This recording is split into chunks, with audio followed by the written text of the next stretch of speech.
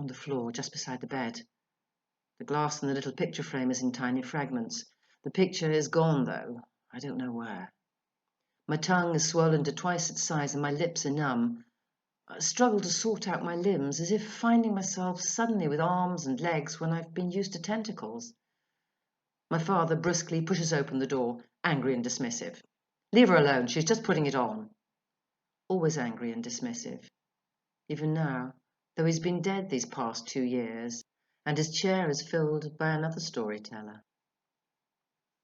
The girl lingers, hesitant, fingering her hair, the toe of her shoe knocking against the scuffed skirting board.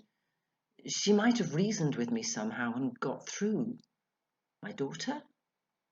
I remember the little nurse's outfit, and the nuts at the bottom of the toy box, the raisins on the kitchen floor, and the stamps for her pen friends' letters. But still so young. By now she ought to be... Except if I'm 17, then she can't be... Well, she can't yet be. At 17, I learned the pain. I learned the pain, I learned the pain, oh, the pain. The phrase sticks in my head and I obsessively trace the melody with my thumb against my middle finger, grinding my teeth in an intricate pattern. Whether it's playing now, in the past, or in the future, I'm not sure. Where are my car keys?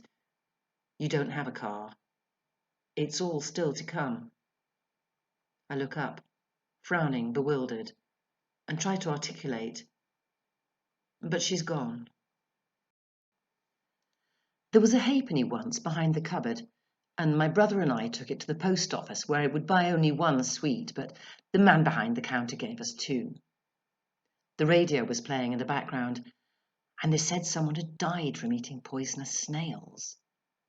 I thought it was Bilk, but then he wasn't dead, so I think they must have been playing Stranger on the Shore at the time.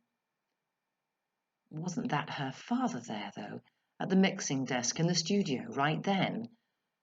Fast forward, or backward, one or the other. I rather like snails with their one foot stamping solo like one hand clapping. Halfway under the bed now, my hair and eyebrows sweep the dust and dandruff, the fluff and nail clippings, driving a little drift of apple pips and grit before them. My cheek grazes against the glass I crushed beneath my foot, accidentally at first as I swayed and lost my balance, but then deliberately grinding the shards into caster sugar, spilling milk so I could cry over it. And cry I could, buckets full of tears, but they've all leaked away. There's a hole in my bucket, dear Liza, dear Liza.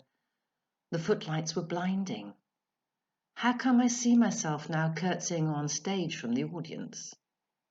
Ballet slippers and a little blue dress, not the Easter bonnet I wore to see my mother play the Fairy Queen. She sent word for me to take it off.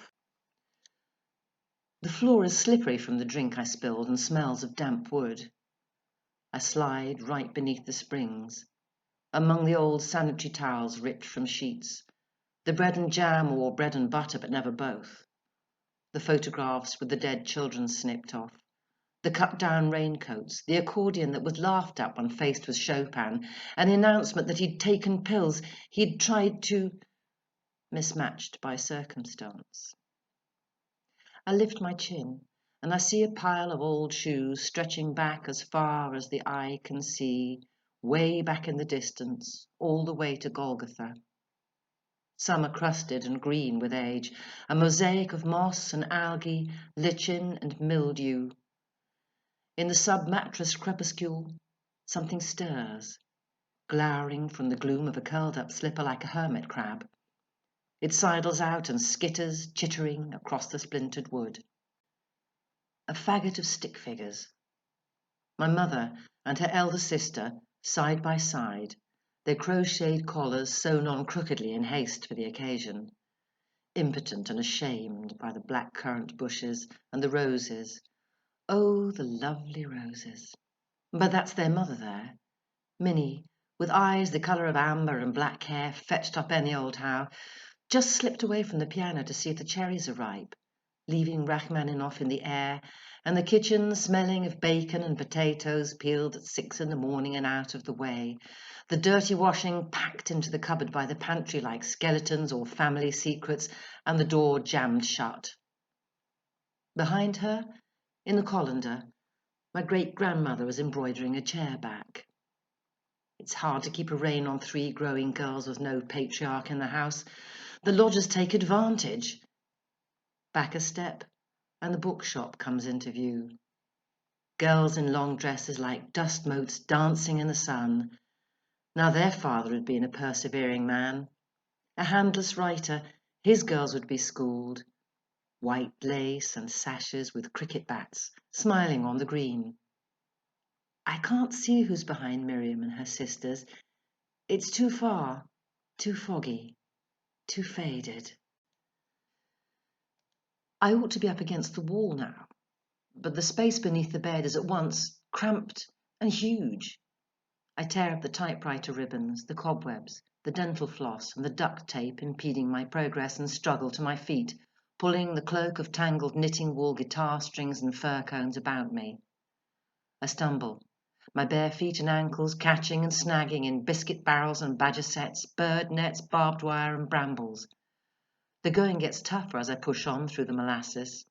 Nordic walking with chopsticks the size of cathedral spires, still clutching my endless carrier bags filled with pencil ends, almost empty jam jars, juiced cotton buds, phone numbers on beer mats, empty lipstick cases peppered with tobacco crumbs, seeping batteries, hooks and eyes, a collection of spirograph wheels contained by a straining elastic band, a punctured lilo, a yellow plastic moustache from a cracker, laddered tights, the perished rubber wheels from a doll's pram, a damp plaster skimmed from the top of the swimming pool, oak apples, tampon applicators, pots of desiccated Play-Doh, sachets of blancmange powder, the corners of a jigsaw puzzle, a cross-stitched pyjama case with an ink stain, a half-finished packet of diabetic mints long past its best-by date, and a bottle of cold sore lotion. Along the path, paved with unread newspapers and unfinished homework, I peer through the twilight and glimpse something glinting. With no reference, no perspective, I'm unable to judge how far away it is. It might be the dawn winking from a window in a city on the horizon, or it might be a jet bead, part of a Victorian morning dress, crumpled at the wayside. A massive pillar of mottled iron rises before me, its top dwindling distantly into the obscure buttoned underbelly of the bed, a red enamel shield proclaiming its provenance. It came by rail. You could do that in those days, through the snow-covered landscape, past Holly and Rowan, stopping at Runcorn where I lost my basket. 3/4 size, bought for the last baby once he grew out of the drawer. Oh, Laurie, I don't know what I'll do if anything happens to this one. But now he was selling cabbages and cauliflowers and only came round to paint the drawing room while she was away. And they'd found her lighting the fire with Foray. They took her teeth and asked if she was wanted. Someone's calling from the doorway. Another snatch of music grates against my temple. It must be earlier. 16 years old, out in the cold, trying to get. Oh, I've been trying to get away ever since. I've dreamed of flying, but more often of drowning.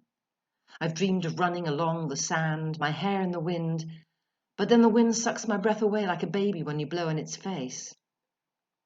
I've become resigned to missing the bus, losing my ticket, forgetting my passport and getting lost in the entrails of the airport, ending up by the campfire, eating sardines out of a can on a nylon carpet surrounded by coat hangers.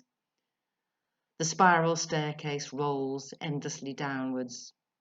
You just have to take one of the doors out on the way down. Back onto the street.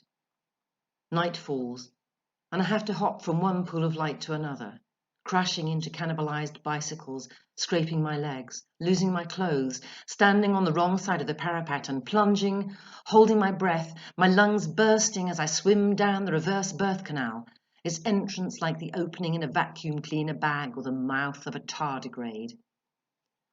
but they're yanking me out, dragging me through a hedge backwards, rewinding me, pulling me by the skin of my teeth, reeling me in, back over the grit and the ground glass, and face down through phlegm and faeces, faster and faster, singeing my dog-eared pages, stretching me to the limit until I ping out like a piece of tired knicker elastic, unravelled and unpicked, knotted with hernias, back somewhere between 17 and 70. They fold me back up and stuff me under the covers. The girl is there again. My eyelashes are caked with river mud and blood. I've been there, she says. There's a huge slug under the sink in the Brillo pad and Ajax-smelling damp, with an orange belly. And withies in the outside toilet, a whole thicket of them. I've brought you another cup.